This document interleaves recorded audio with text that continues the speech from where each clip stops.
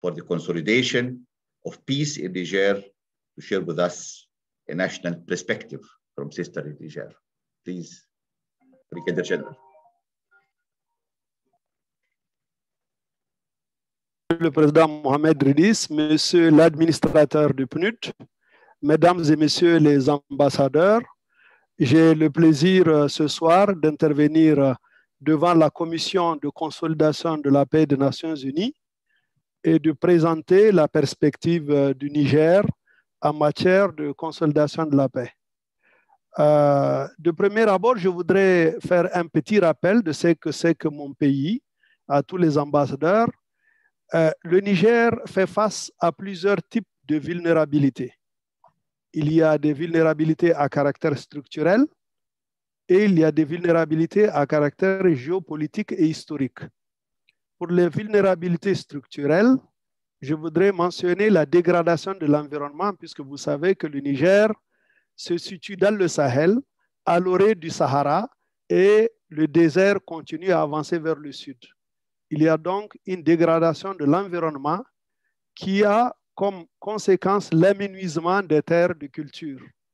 De l'autre côté, il y a une croissance démographique forte, la plus forte du Niger, la plus forte du monde. Le Niger est le pays qui a le plus grand taux de croissance démographique. La combinaison de la dégradation de l'environnement et de la croissance démographique met la pression sur les ressources naturelles et occasionne des conflits traditionnels entre éleveurs et agriculteurs pour l'occupation des espaces.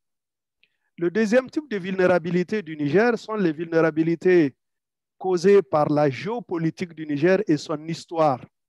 Pour la géopolitique, retenez que le Niger est frontalier de la Libye, de l'Algérie, du Mali, du Burkina, du Nigeria et du Tchad. Dans chacun de ces pays, il y a un certain nombre de crises qui ont eu tendance à se communiquer au Niger.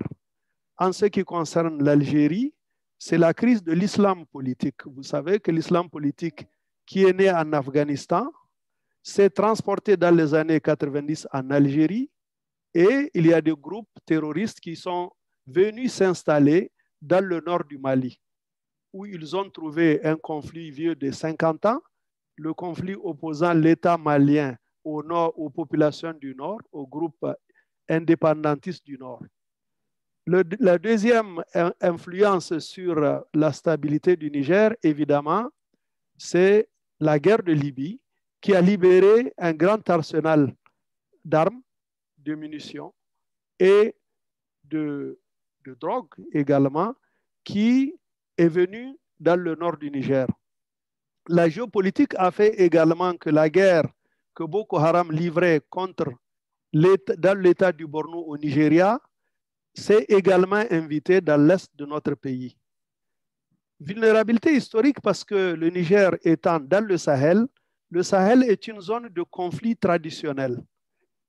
C'est l'espace de contact entre l'Afrique du Nord et l'Afrique au sud du Sahara.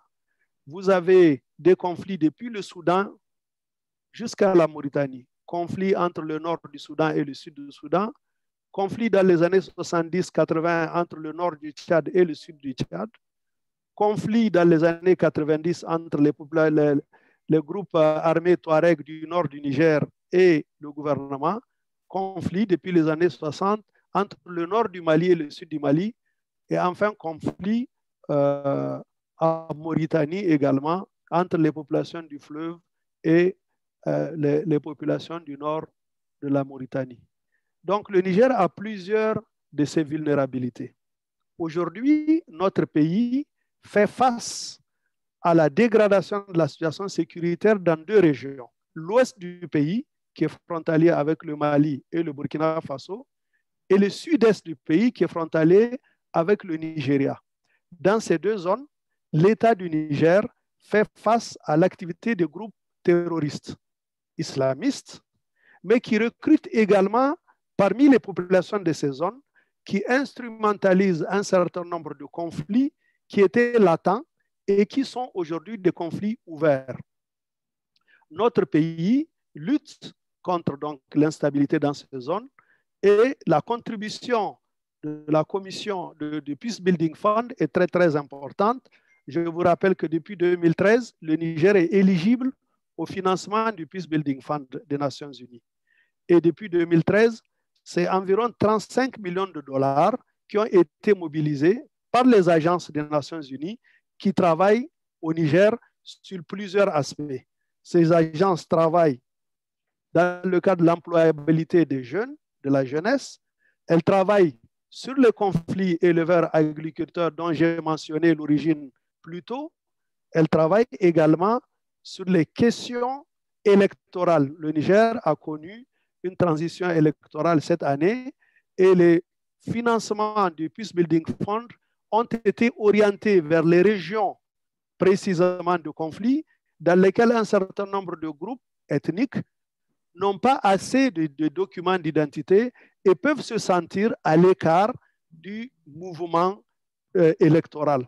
Donc, le Peace Building Fund a aidé à faire un certain nombre d'enrôlements dans les zones de conflit, ce qui a contribué à renforcer l'inclusivité par rapport donc à ces élections. Maintenant, venons-en à la Haute Autorité à la conciliation de la paix que je dirige. C'est une institution assez originale qui existe au Niger seulement, en tout cas dans la sous-région.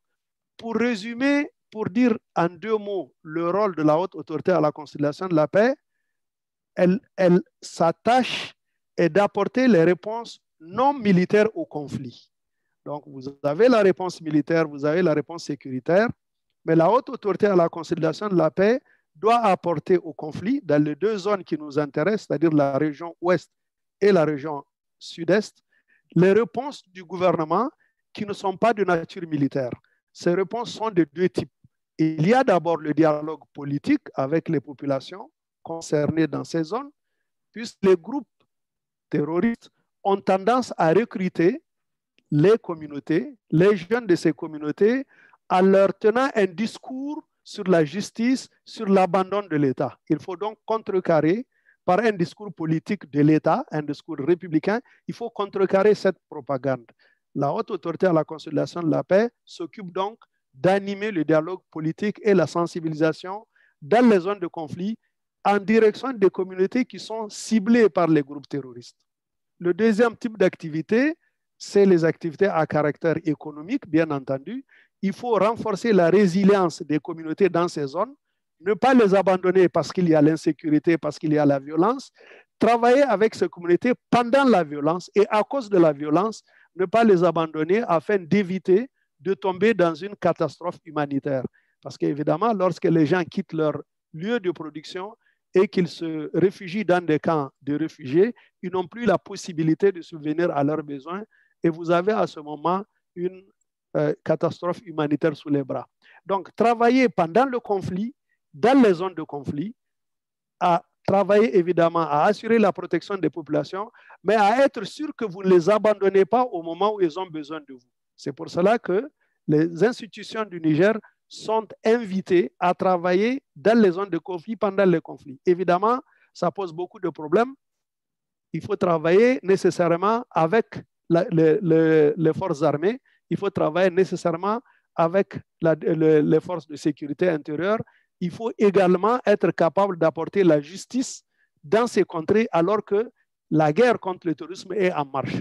C'est pour cela que dans les perspectives que je voudrais aujourd'hui évoquer par rapport à notre coopération avec le Fonds de consolidation de la paix des Nations Unies, je voudrais mettre l'accent sur l'appui aux institutions de l'État. Je sais que les financements du Peace Building Fund vont en priorité aux agences des Nations Unies, mais il y a un certain nombre d'agences nationales aujourd'hui qui sont en manque de capacité. Et la capacité, ce n'est pas seulement le staffing ou bien le personnel, c'est également la capacité de mettre en œuvre ce que je viens de vous dire comme mission, c'est-à-dire de mettre en œuvre le dialogue politique, mais également de mettre en œuvre les actions qui consistent à renforcer la résilience économique des communautés qui sont sous la menace des groupes terroristes. Voilà un peu, mesdames et messieurs, je ne voudrais pas être très long, une présentation de ce qui se passe en ce moment au Niger. Bien entendu, je reste disposé à répondre à toute autre question. Merci beaucoup. Thank you very much, dear Brigadier General Mohammadou. And indeed, the situation in the Sahel also is really very complex. And thank you for shedding light and highlighting the importance of this issue and its relevance to the current complexities and challenges faced by the Sahel region. And we did have a session before in this commission about challenges facing the Sahel region. Of course, dear colleagues, we are always between pros and cons. Of course, in previous meetings, we had the pros of having interpretation, but the cons of having limited time. This time it's the other way around. We have the pros of having more time, but unfortunately without interpretation. But that's life. We have to live and navigate through these difficult situations and continue our work. Anyway, we also requested an English version of the